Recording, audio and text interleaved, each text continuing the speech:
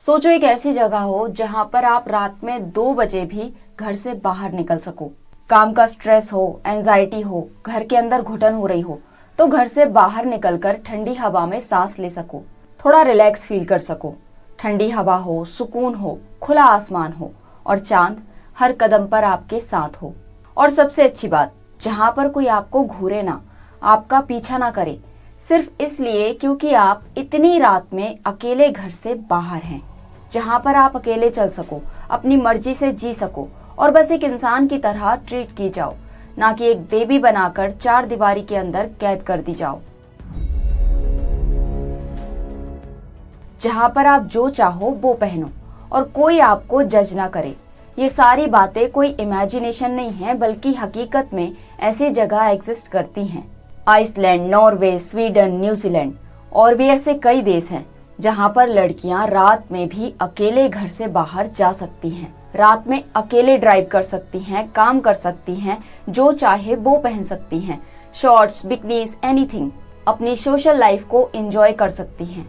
यहाँ पर लड़कियां क्या पहनती हैं, क्या नहीं, कहाँ जाती हैं, कितनी रात तक घर से बाहर हैं, किसके साथ हैं, किससे बात कर रही हैं, इन सारी बातों से किसी का ईगो हर्ट नहीं होता है। इन सारे टॉपिक पर कोई भी नॉनसेंस बातें नहीं करता है।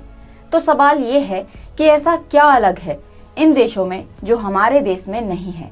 तो यहाँ पर जितने भी लोग रहते हैं, जितने भी जेंटलमैन रहते हैं, उन सब के पास बहुत सारे काम होते हैं जिन्हें वो ईमानदारी से पूरा करते हैं। आवारा नहीं है, वही आवारा जो इंडिया में आपको हर गली में मिल जाएंगे।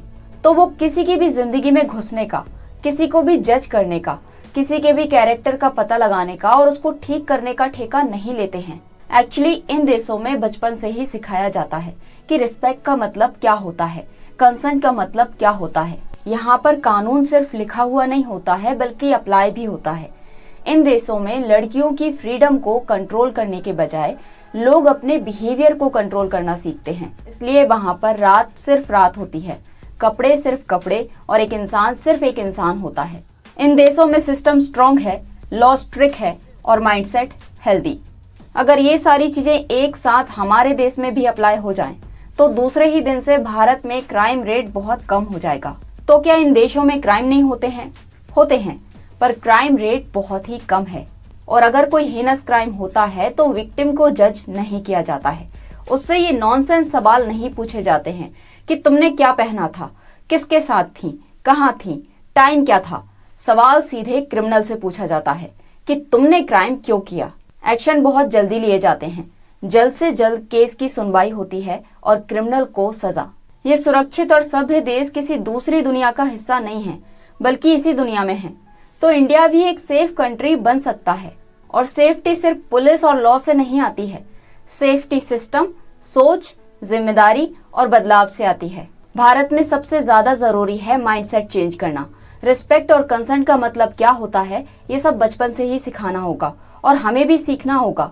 वही कंसेंट जो इंडियन मैन के लिए एक ऐसा कोड है जिसे वो क्रैक ही नहीं कर पा रहे हैं।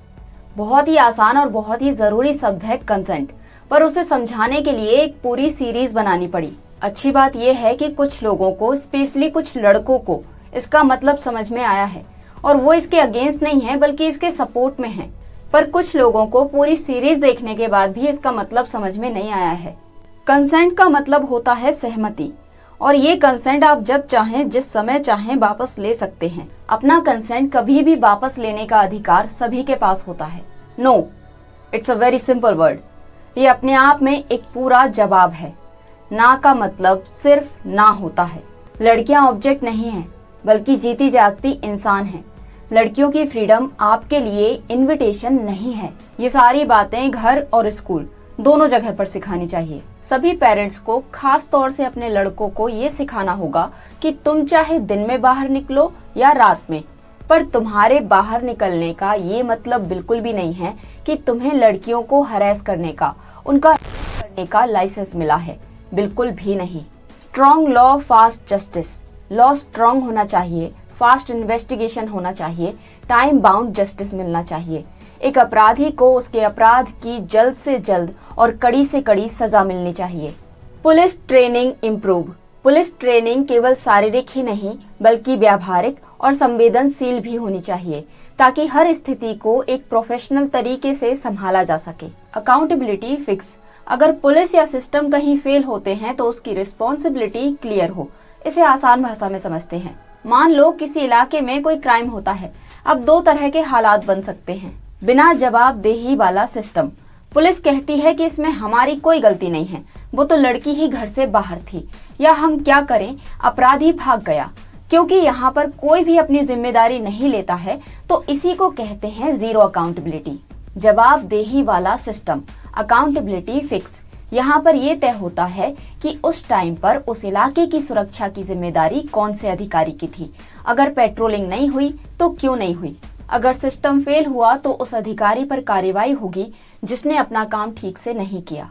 फायदा, जब किसी अधिकारी को पता होता है कि अगर उसके इलाके में कुछ भी गलत हुआ तो उसकी नौकरी चली जाएगी, उसके ऊपर कार्रवाई होगी और उसको सजा मिलेगी, तो वो अपना काम बहुत ही ईमानदारी से करता है। स्कूल में वैल्यूज भी सिखाओ। Gender equality, behaviour training, emotional intelligence, इन सब के बारे में बताना बहुत ही जरूरी है और बेहतर होगा कि सिखाने से पहले आप खुद भी इन बातों को अच्छे से जान लें। जेंडर इक्वालिटी का मतलब दोनों ही जेंडर को इक्वली रिस्पेक्ट, राइट्स और अपॉर्चुनिटीज मिलना। कोई भी इंसान क्या पहनेगा ये उसकी पर्सनल चॉइस है। किसी को भी सिर्फ उसके जेंडर की वजह से जज करना पूरी तरह से गलत है। बिहेवियर ट्रेनिंग, सिखाना होगा कि किसी को घूरना, कमेंट पास करना, सीटी बजाना, पीछा करना सही बिहेवियर नहीं है। ऐसा करने वाले लड़के सड़ी हुई मानसिकता से ग्रस्त होते हैं। एक इज्जतदार घर के और एक सभ्य समाज के लड़के ऐसी गिरी हुई हरकतें नहीं करते हैं। जेंडर इक्वालिटी से हम सभी का सम्मान करना सीखते हैं।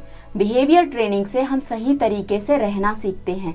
इमोशनल इंटेलिजेंस हमें अपनी और दूसरों की फीलिंग को समझना सिखाता है। जब ये तीनों चीजें सोसाइटी में स्ट्रॉन्ग हो जाती हैं, तो सेफ्टी अपने आप आ जाती है। जरा सोचिए ये कितना अजीब है। हम अपनी बेटियों को चांद और तारों की कहानियां सुनाते हैं, पर उन्हें चांद की रोशनी में बाहर जाने से रोकते हैं।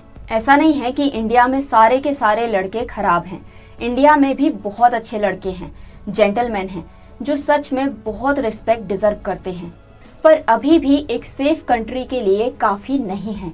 सेफ्टी सिर्फ पुलिस की लाठी में नहीं बल्कि हमारे घर की परवरिश में भी है। तो क्या आप सब अपने बेटों को इंसानियत सिखाने के लिए तैयार हैं?